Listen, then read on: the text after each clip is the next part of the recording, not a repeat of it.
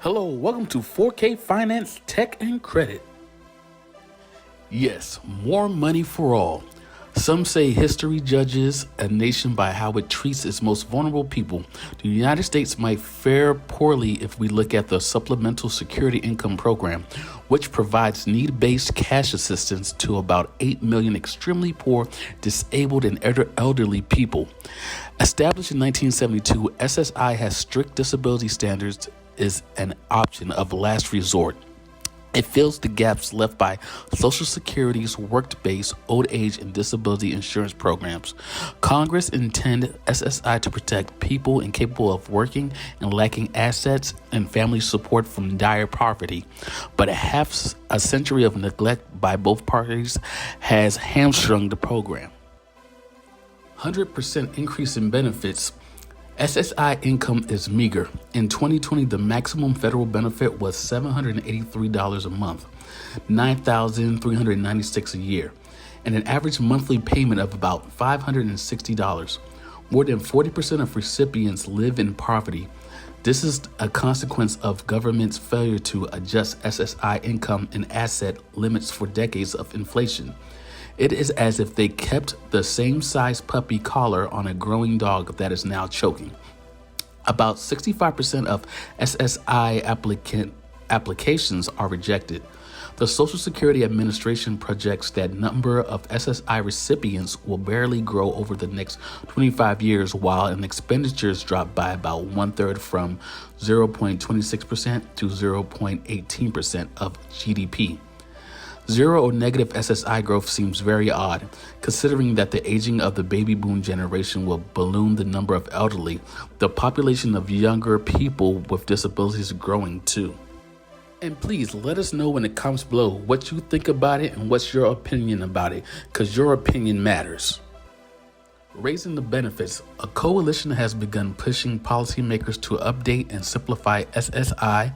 Changes they seek include raising cash benefits at least to the poverty line, updating asset limits of $2,000, $3,000 for a couple that have not budged since 1972 to at least $10,000 and $20,000, along with overly complex and strict income limits. Simplifying and humanizing SSI by easing or removing penalties for working and saving. SSI's in kind of support and maintenance rules are particularly onerous.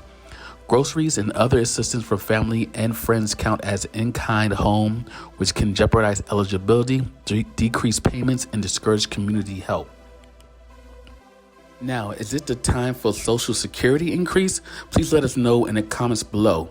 And we do really appreciate it. Hit that subscribe button, hit that notification bell, because it really helps the channel grow. And we'll upload the next video so you'll be updated as soon as possible. Social Security increase. Advocates are urging President Joe Biden to follow through on campaign promises to improve SSI. So far, SSI reform is not part of his $4 trillion legislative agenda.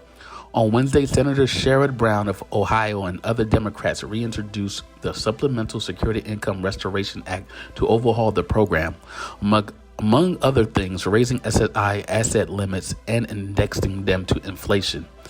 SSI is far from meeting Congress' goals of ensuring that the nation's aged, blind, and disabled people would no longer have to subsist on below poverty level incomes, wrote Social Security Advisory Board member Nancy Altman in a statement attached to the recent SSI annual report.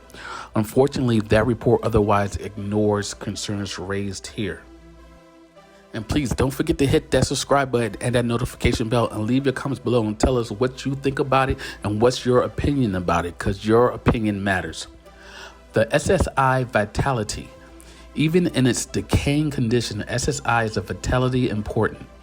Recipients include children with intellectual disabilities, adults with severe mental illness, seniors with Alzheimer's disease, people who can't see or move, and frail elders with extremely low or no income. A study by the Social Security Administration found that SSI reduced the poverty rate among recipients to 42% from what would be 63% without the payments. In 2020, federal SSI payments averaged $559 per month, well below the cost of housing in many areas and below the cost of living everywhere in the country. Historically, low interest rates are driving up the cost of housing and rents. Many low-income disabled people are being priced out of their homes. Now they're trying to balance the program. Conservatives can argue that making it hard to qualify has prevented fraud and helped SSI maintain work incentives, but balancing the program's incentives is not easy.